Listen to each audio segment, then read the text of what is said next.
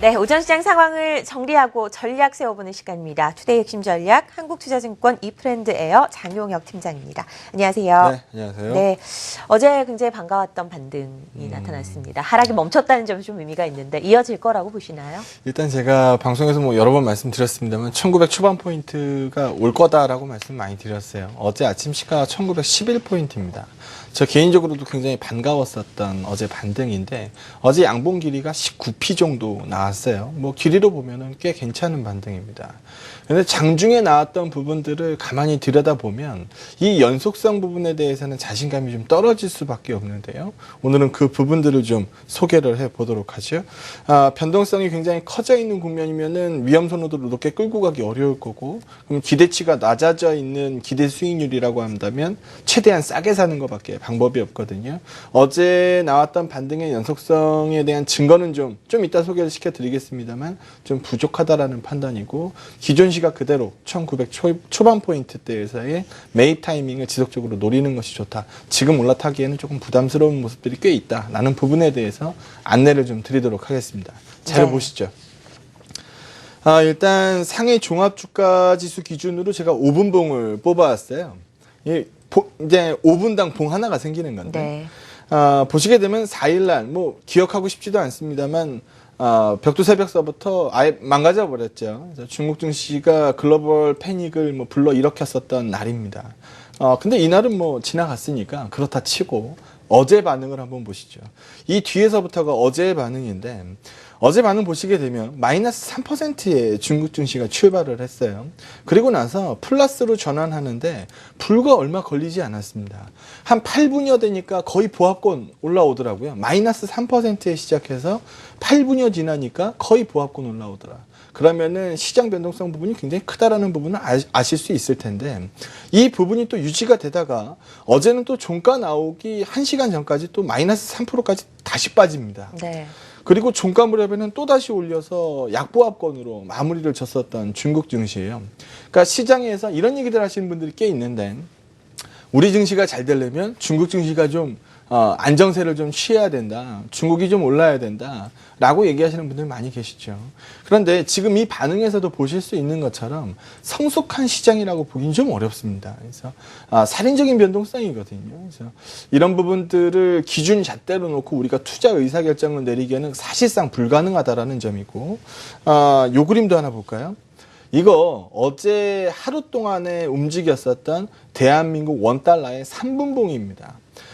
보시게 되면 어제 시장을 아웃퍼폼 만들었었던 상당 부분의 요인은 이 그림에서 나왔어요. 뭐냐 하면 원달러가 추가적으로 올라버리면 안 되죠. 원화의 강세 그림 쪽으로 나와야 되니까 원달러가 좀 빠져야 됩니다.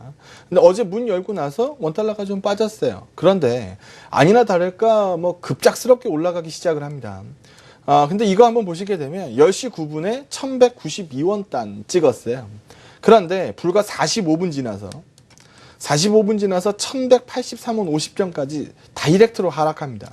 어제 시장 지수는 여기서 다 올랐어요. 그러니까 원화 강세 그림 실리고 있을 때 다 올라간 건데, 그 흐름 이후에 원화의 상대 강세 그림이 쭉 유지됐으면 뭐 아무 문제가 없겠습니다만, 끝날 때까지 원달러 흐름을 보니까 이 하락폭을 지켜내지 못하더라는 거죠. 그래서 원화의 상대 강도를 못 만들어내고 있는 거고, 우리나라가 뭐 나름 선진국이라고 우리끼리 뭐 선진국이라고 얘기를 하죠.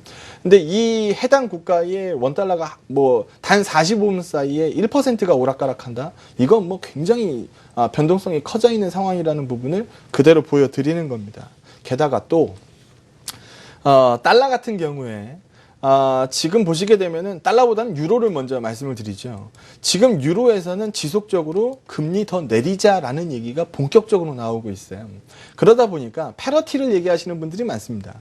그러니까 1달러당 1유로, 1유로당 1달러, 교환 비율 1대1이 성립될 거다, 이 패러티가 성립될 거다라는 얘기들을 많이 하고 있는데요. 만약에 그런 그림들이 실제로 벌어지게 되면 어떤 현상이 나올까요? 유로가 빠지겠죠. 유로가가 1대1 패러티를 만들어낼 테니까. 그럼 달러가는 어떻게 될까요? 달러가는 추가적으로 더 솟구쳐 올라가는 모습이 나옵니다. 달러 강세 그림에서 이머징 시장 재미없다라는 거는 뭐 다들 알고 계실 텐데요. 지금 이런 쪽으로 상당 부분 많이 쏠리고 있지 않느냐. 오늘 원달러도 뭐 보셨겠습니다만 6원대 플러스 나오고 1194원 단 뭐 이렇게 나오고 있는데 이런 그림이면은 우리 시장에서 반등의 연속성을 보이기에는 상당히 좀 약하다라는 판단이고요. 이 그림도 하나 보시면 어제 장 초반에는 외국인도 그랬고 증권 계정도 그랬고 매도의 강도가 굉장히 약했어요. 근데 시장이 상승폭을 늘려가면 늘려갈수록 외국인과 증권 계정의 매도가 점증하더라는 점입니다.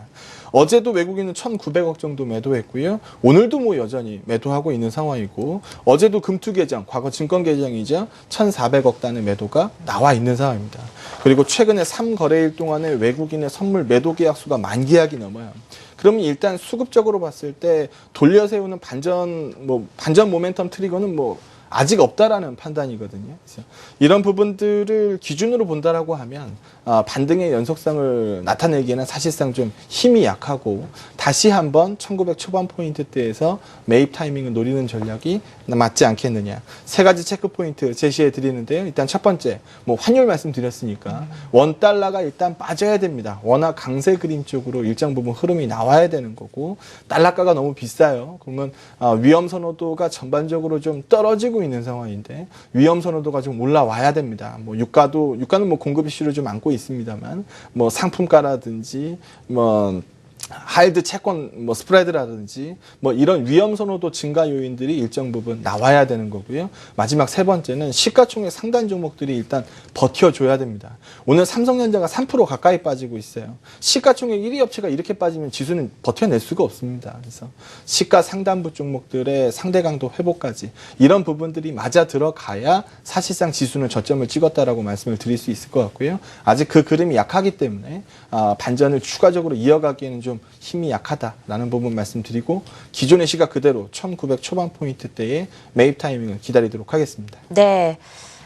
중국 지진센터, 유럽 지진센터에서 계속해서 속보가 들어오고 있습니다. 중국에서 5도 강도의 지진이 발생을 했는데요. 자연 지진이 아니라 인공 지진이란 이야기입니다. 폭발이 일어났다라고 이야기를 하고 있고 핵실험과 관련된 이야기는 나오고는 있지만 확실하게 확정된 것은 아닙니다. 기사가 나오는 대로 여러분께 다시 설명을 드리고요. 북한의 지진 속보가 나오자마자 낙폭을 좀 키워갑니다. 코스피가 0.5%까지 떨어지고 있고 코스닥은 상승했었죠. 0.6%까지 올랐던 코스닥 지수가 현재는 하락 반전에서 0.2%까지 하락폭을 좀 키워가고 있는 상황입니다. 자, 계속해서 이어갑니다. 위안화 변동성에 관련된 이야기를 좀 해보도록 하겠습니다. 네. 오늘 아침 아침마다 증권사 데일리 보시는 분들이 뭐 사실 얼마나 되실지 모르겠는데 오늘 아침 증권사 데일리에서 한 군데도 빼놓지 않고 모두 다 얘기한 게 위안화입니다. 위안화의 약세 속도가 어쩌고 저쩌고 뭐 이런 얘기들을 하고 있거든요. 저도 최근 들어서 참 많이 말씀드렸죠. 위안화의 약세 유발이 대한민국 원화의 약세를 좀 유발하고 있다라는 쪽으로 말씀을 많이 드렸습니다. 그런데 이 차트 한번 보시죠. 지금 위안화 현물가고요. 그러니까 역내 환율이죠. 그리고 NDF니까 역외 환율입니다. 이 둘 사이의 스프레드가요. 사상 최대치로 벌어지고 있습니다. 무슨 얘기냐면 중국 당국이 의도한 것 이상의 약세가 나오고 있다는 얘기예요. 그러니까 여객가에서 더 빠른 속도로 약세가 연출되고 있다라는 얘기인데 오늘 위안화 고지 환율 보니까 6.53 위안도 뚫었더라고요. 그래서 추가적인 약세 고지가 나와 있는 상황입니다. NDF 값이 이렇게 계속 떨어지고 있기 때문에, 그러니까 튀고 있는 거죠. 그러니까 위안화 약세를 계속해서 얘기하고 있기 때문에 이거는 좀 불가피한 그림인데, 이 그림을 좀 해석해 보면 결국은 이겁니다. 중국이 의도한 것보다 더 빠른 속도의 약세를 보이고 있다. 이거에 의미하는 바가 일단 첫 번째, 해당 국가의 금리가 내려가는 거는 해당 통화의 약세 요인입니다. 그러니까 중국에서 추가적인 금리 인하의 움직임이 있거나 아니면 이런 움직임이 아니다라고 하면 결과는 딱 하나밖에 남지 않아요. 돈을 빼고 있는 겁니다. 외국인들이 중국 시장에 들어가서 자산을 매입할 때 가장 먼저 하는 건 뭘까요? 달러를 팔아서 위안으로 바꿉니다. 그러면서 위안화 강세 기조를 오랫동안 누렸겠죠. 그러면 털고 나갈 때 가장 먼저 하는 행동은 뭔가요? 위안을 팔아서 달러로 다시 환전을 하는 겁니다. 그러니까 위안화를 매도하게 되고 달러를 매수하게 되죠. 그러면 달러가가 비싸지고 위안화가 싸지게 됩니다. 지금 이 그림을 시장에서 보여주고 있는 거 아니냐. 문제가 되는 건 이머징 시장의 환율 자체가 위안화의 동조에서 움직이는 힘이 굉장히 커졌다라는 점이고, 지금 초반에도 말씀드렸던 것처럼 위안화의 역내 환율과 역외 환율의 스프레드가 최대치로 벌어져 있다는 얘기는 올 만큼 왔다라는 얘기가 될 수도 있습니다만, 추가적으로 경계하는 시그널도 아예 배제하고 말씀드릴 수는 없을 것 같습니다. 우리 원달러 환율, 뭐 이런 위안화의 위협적인 모습이라면 원달러 환율 1200원 뚫어질 수도 있다. 그러니까 뚫고 올라갈 수도 있다. 라는 코멘트가 나올 수 있기 때문에, 이런 코멘트가 나오는 거는 아까 전에 말씀드렸던 세 가지 체크 포인트의 첫 번째에서 어그러지는 모습을 주게 됩니다. 그래서 이 부분을 추가적으로 확인하시는 게 좀 필요할 것 같네요. 네, 위안화 변동성에 대해서 이야기를 나눠봤습니다. 마지막으로 오늘의 투자 전략 세워보도록 하죠. 어떻게 가져가야 할까요? 일단 종목 얘기를 이제 좀 섞어서 말씀을 드려야 될 것 네. 같은데, 뭐 갑자기 뭐 아닌 밤중에 홍두깨식으로 날벼락을 맞은 거죠. 오늘은 한국항공우주 얘기를 네. 한번 해보도록 하겠습니다.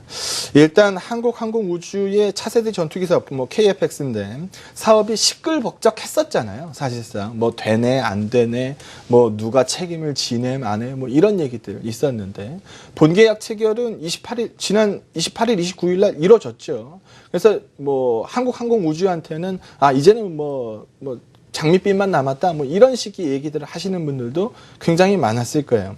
그런데 전일 하나테크윈이 한 10% 정도 보유를 하고 있는데, 그 중에 절반 5%를 7% 할인된 가격에 블럭딜을 돌렸습니다. 문제는 또 게다가 이 5%의 블럭딜 물건 중에 약 80%만 소화가 되고 나머지 20%는 소화가 되지도 않았어요. 네. 그러니까 블럭딜이 성공한 것도 아니죠. 문제는 이 카이의 유력한 인수 후보였던 회사가 한화라는 점입니다. 그러니까 그렇게 되면 유력한 인수 후보를 잃게 되죠. 그러면 남아있는 거는요, 두산 쪽에 DIP홀딩스, 두산 요즘에 뭐 굉장히 어렵지 않습니까? 그래서 이쪽에서 지분 5% 정도 남아있고요. 현대차가 10% 정도 들고 있고, 산은에서 27% 물건을 들고 있습니다. 문제는 두산도 팔 거라는 거예요. 작년까지는 팔 수가 없었어요, 이 지분을. 그러니까 뭐 장부상 원가로 따지면은 돈만 원도 안 합니다. 이 한국항공우주 매입 원가가요, 돈만 원도 안 해요. 장부상으로 봤을 때 얼마든지 언제든지 팔 수 있는 상황이라는 거고, 두산도 유동성에 좀 시달리고 있는 상황이기 때문에 추가적으로 팔 수 있고, 현대차 뭐 이쪽만 계속 들고 있을 이유는 사실 없거든요. 네. 그렇게 되면 이런 쪽들에서 다 털고 나간다라고 하면, 산은이 분명히 지난번에 얘기했었던 거는 비금융사 지분들은 순차적으로 매각하겠다라고 얘기했습니다. 근데 산은이 이거를 매각할 수 있는 가능성이 점점 줄어드는 거죠. 그리고 매수의 뚜렷한 인수 1번 타자가 한화였는데, 한화가 버렸다는 얘기는 가격 부담을 상당 부분 얘기하고 있다라는 겁니다. 그래서 민영화 시점 이전까지 가격 부담이 어느 정도 해소될 수 있다라는 얘기가 나올 수 있고, 오늘도 외국인과 기관 중심으로 엄청난 매도물이 쏟아지고 있는데, 아마 부담스러운 가격권을 좀 상쇄하고 있는 상황이 아닌가라는 판단입니다. 사는 지분 인수에만 2조 원이 들어가는 상황이기 때문에 이런 부담감이 좀 떨어지는 시점까지 한국항공우주는 약간 수급적인 악재를 겪을 가능성이 높지 않느냐. 성장성 부분 굉장히 좋은데, 지금 현재는 성장성보다는 지금 현재 수급에 조금 더 집중되는 모습이 나올 것 같다라는 부분 말씀드려야 될 것 같습니다. 네, 하나테크윈과 한국항공우주와 관련된 이야기를 좀 나눠봤습니다. 사실 오늘 변동성 굉장히 큰 모습 아침부터 네. 핵심 변수였는데요. 관련해서 이야기를 나눠봤습니다. 한국투자증권 이프랜드의 장용혁 팀장 함께했습니다. 고맙습니다. 네, 고맙습니다.